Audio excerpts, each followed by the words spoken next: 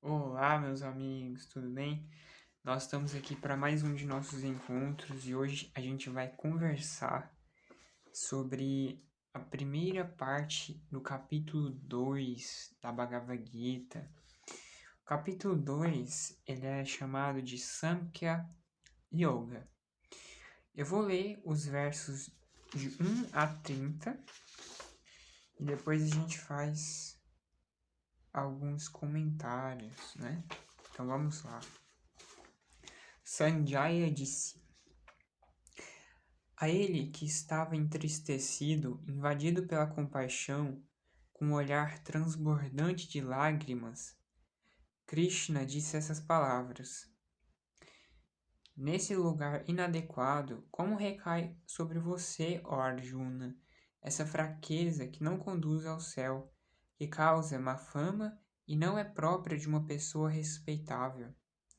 Não caminhes com a covardia, ó Arjuna, isso não é adequado para ti. Tendo abandonado essa diminuta fraqueza do coração, levanta-te, ó destruidor de inimigos. Arjuna disse: Como, Krishna, posso eu responder com flechas a Bhisma e Drona, da batalha, ambos dignos de respeito? Ó destruidor de inimigos.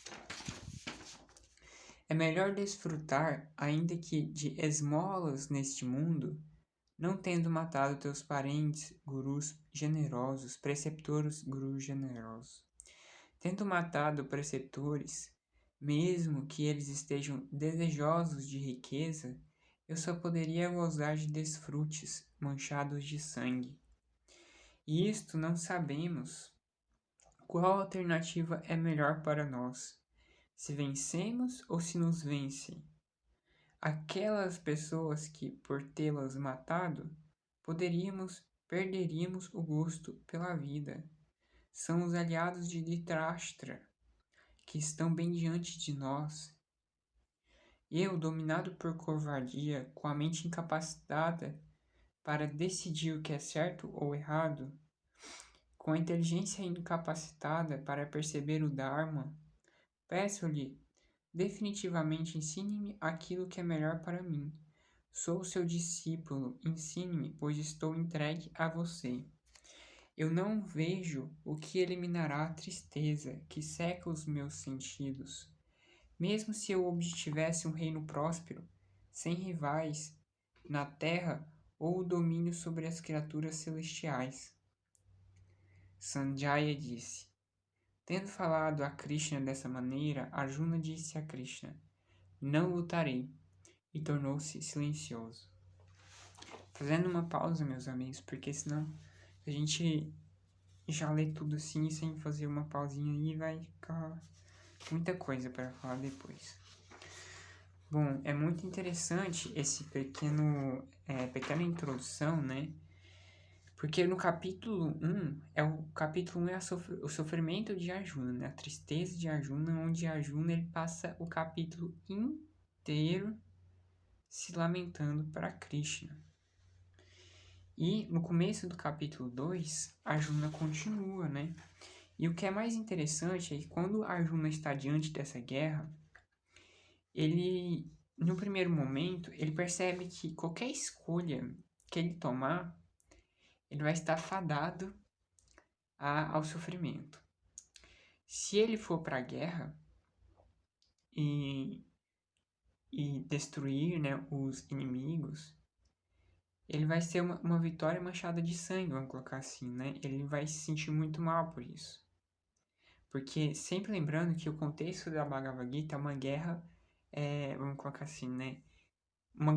Como se fosse uma guerra civil, vamos colocar, entre os Pandavas e os Kauravas que fazem parte da mesma família. Então, os inimigos de Arjuna eram os parentes de Arjuna, eram os professores de Arjuna, né? Quando Krishna ele paralisa a batalha e Arjuna olha para o lado dos inimigos, ele vê lá seus professores, seus primos, né? Seus parentes, seus tios, e ele fica estarrecido com essa visão, né? E aí ele até fala nessa introdução, né? Qual alternativa é melhor para nós?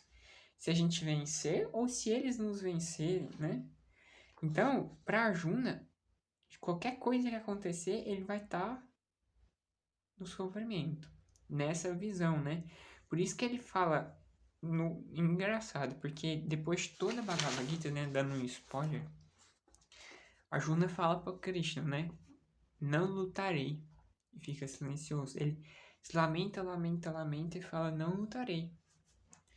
E aí, a Krishna, ele passa a Bhagavad Gita inteira ensinando yoga para Arjuna. E no final, né, a Bhagavad Gita termina com Arjuna dizendo que ele vai lutar. Né? O que acontece nesse diálogo, né? Esse diálogo é a Bhagavad Gita. Por que Arjuna muda sua decisão, sua escolha, né? O que Krishna vai ensinar, uma coisa muito importante, né, que Krishna vai ensinar para Arjuna, a gente sempre pensa o seguinte, né, o contexto dessa guerra é o contexto da guerra do ser humano, que encarna essa encarnação que faz o espírito, né, se tornar ignorante de si mesmo. Então, assim, tanto para Vedanta quanto outras filosofias, a ignorância de si mesmo é o cerne de todos os problemas, né?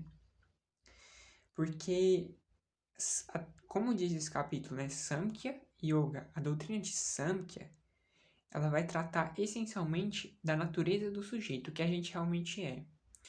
Então, para Vedanta, a natureza do ser é uma natureza que eles chamam assim, livre de limitação. É uma natureza que está completa por si mesma. A nossa natureza é a própria felicidade, é o próprio prazer, né? É o próprio êxtase.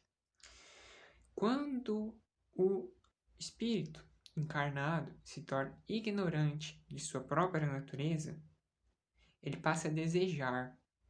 Então, o desejo, ele é sempre uma busca, no final das contas, pela felicidade, pela realização, pela satisfação. Não importa o que você deseja. Você sempre acredita que quando você tiver aquilo que você deseja, então você vai ser feliz de alguma forma. Então, a busca humana é sempre uma busca pela felicidade, é sempre uma busca pela realização, pelo prazer e tudo mais.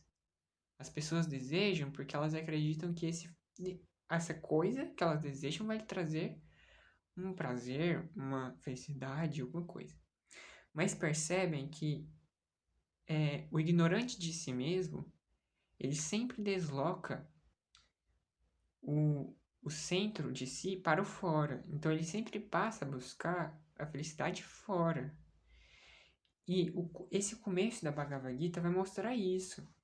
Porque quando você está voltado para o fora, buscando a felicidade fora, a realização fora, é que nem Arjuna. Qualquer escolha que você tomar nesse sentido, você vai estar fadado ao sofrimento. Não importa se você é uma pessoa rica ou se você é uma pessoa pobre. Se você tem ou se você não tem. Se você tem determinada mulher ou se você não tem mulher. Se você continua voltado para o fora, você sempre vai estar insatisfeito, né? Seja na vitória ou seja na derrota. E Krishna, um dos primeiros ensinamentos que Krishna vai dar para Arjuna, é esse. Ó Arjuna, passa a enxergar a vitória e a derrota com os mesmos olhos. Espera aí, meus amigos. Voltando, meus amigos. Aconteceu um monte de coisa que eu tive que parar. Então, continuando. Krishna, né? Ele vai ensinar para Arjuna a enxergar os opostos com os mesmos olhos. Porque o que isso significa, né? Significa que a sua realização, a sua felicidade está em si mesmo. E o encontro de você consigo mesmo, o encontro de você com a sua própria natureza, a essência disso é a morte do desejo, é o desapego sincero, né? E isso vai fazer você encontrar com a sua própria natureza. Mas esse estado não vai te trazer uma estagnação, vai trazer uma paz e uma forma de agir diferente. Uma pessoa que vive nessa consciência é realmente a pessoa que passa a olhar com os mesmos olhos para os opostos. Exatamente porque a sua realização não está fora, está em si mesmo. E como a sua realização não depende da vitória nem da derrota, então você enxerga com os mesmos olhos a vitória e a derrota. E Krishna ele vai conversar muito sobre isso com Arjuna, né? Então agora a gente vai continuar. Sanjaya disse: Ó Bharata, Dhritarashtra, no meio dos dois exércitos, Krishna, como se estivesse sorrindo, disse essas palavras para Arjuna, que estava pesaroso. Essa parte é incrível, né? Como se estivesse sorrindo. Krishna disse: Aflige-te por quem não merece tua aflição, e fala palavras de sabedoria. Mas os sábios não se afligem nem pelos mortos nem pelos vivos. Nunca no passado eu não existi, tampouco você ou esses reis. E nós todos não deixaremos de existir no futuro. Assim como o espírito encarnado tem neste corpo a infância, a juventude e a velhice, da mesma forma ele também obtém um outro corpo. O sábio não se ilude quanto a isso. Os contatos com a matéria, os sentidos, porém, ó Arjuna, dão o frio, o calor, o prazer e o sofrimento. Eles vêm e desaparecem, são impermanentes. Sê paciente com eles, ó Arjuna. Esses contatos, com os sentidos não afligem essa pessoa que tem discernimento, que se mantém a mesma na tristeza e na alegria, ó Arjuna. Este é o sábio. Ele se prepara para a imortalidade e está qualificado para a liberação. Para o inexistente, não há existência. Para o existente, não há inexistência. Mas a verdade de ambos é percebida pelos conhecedores da verdade. Conheça aquilo que é indestrutível, pelo qual tudo lhe é permeado.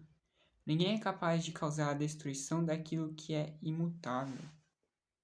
São limitados, se diz, estes corpos do eterno encarnado, indestrutível e imensurável. Por essa razão, luta, ó Arjuna. Aquele que se acha matador e aquele que pensa que é morto, ambos não compreendem. Este espírito, Brahma, não mata nem é morto. Não nasce nem jamais morre. Este Brahma, tendo surgido uma vez, não surge uma outra vez. Não nascido, eterno, imutável, este Brahma antigo não é morto no corpo de quem morre. Aquele que percebe como indestrutível, eterno, este espírito, não nascido, imutável, como pode essa pessoa, ó Arjuna, fazer que alguém seja morto ou matar alguém? Assim como uma pessoa abandona roupas velhas e põe outras novas, da mesma maneira aquele que habita o corpo, abandonando os corpos usados, vai para outros novos. Armas não o cortam, tampouco o fogo o queima. A água não o molha, nem o vento seca. Este espírito não pode ser cortado, nem pode ser queimado, nem mesmo pode ser molhado nem secado. Este espírito é eterno, está por toda parte, estável, imóvel e permanente. Ele não é manifestado, não é um objeto do pensamento, ele é invariável, se diz. Por essa razão, conhecendo, revelando, não deve ficar triste, não deve te lamentar. Ademais, se você considera como continuamente nascendo e morrendo, ainda assim você não deve ficar triste desta maneira, ó Arjuna. A morte é inevitável para o que nasceu, e o nascimento é inevitável para o que morreu. Portanto, não deves te entristecer com aquilo que não pode ser evitado. No início, os seres são não manifestos, no meio manifestos e de novo não manifestos no final. Por que a tristeza por este fato, ó Arjuna? Alguns veem este espírito como incrível, outros falam dele como incrível. Ainda outras escutam sobre ele como uma maravilha, e outros, mesmo escutando, não o conhecem. Este encarnado espírito inviolável está eternamente presente no corpo de todos, o habitante do corpo no corpo de todos os seres. É sempre indestrutível, Arjuna, por isso não te deves lamentar por nenhuma criatura. E assim, essa finaliza, né, o verso 1 a 30 do capítulo 2. E Arjuna, ele, após esse começo, depois que, quer dizer, Arjuna não, Krishna, né, após Arjuna se lamentar novamente para Krishna, Krishna vai ensinar sobre Samkhya, que é a natureza do ser, né, e ele vai dizer que você é espírito e que todas as criaturas não morrem.